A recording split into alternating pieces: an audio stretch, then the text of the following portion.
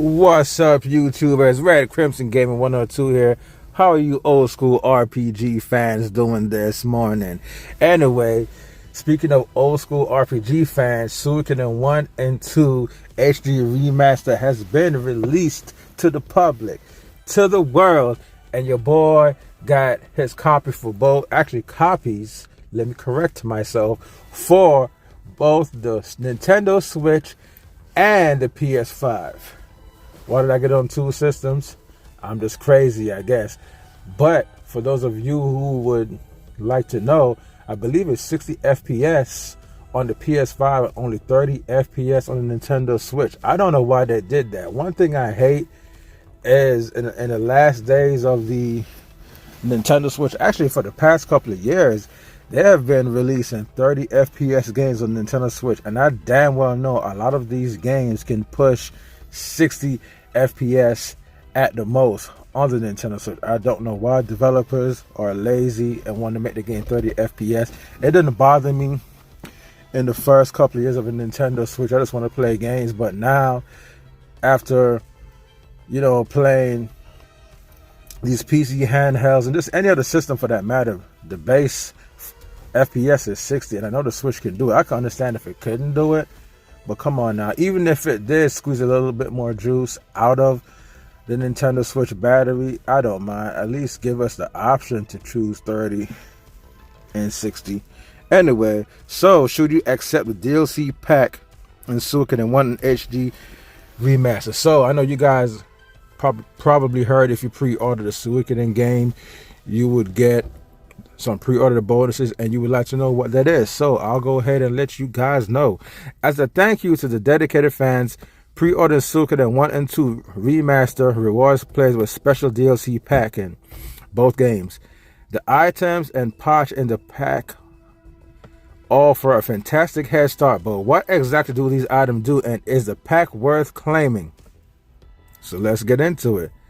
In both Suikoden and Suikoden 2, the DLC pack contains 57,300 patch. A fortune orb doubles the amount of experience earned, and a prosperity orb doubles the amount of patch earned. That's pretty cool. Patch is the main currency of all mainline Suikoden games, and starting some extra from the very beginning isn't to sneeze at. That's true. I like when it comes to RPG games, I do like a little boost, especially with health, at least with health and maybe some money. So this is pretty good. For comparison, players typically begin with 1,000 patch in Suikoden 1 and 2. That said, enemies also drop a significant amount of patch when defeated.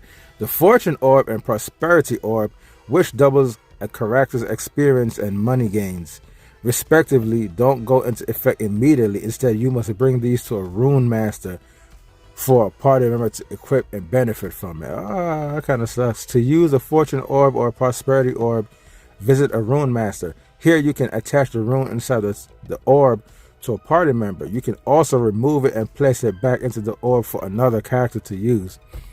In Suikoden, there's a rune master in the easternmost shop in Gregminster, the game's first location. Unfortunately, the main character of Suikoden can't equip either rune, so you'll need to give them to other party members instead. In Suikoden 2, your first rune shop will likely be Muse, which is comparatively later in the game than Suikoden, but still close to the beginning.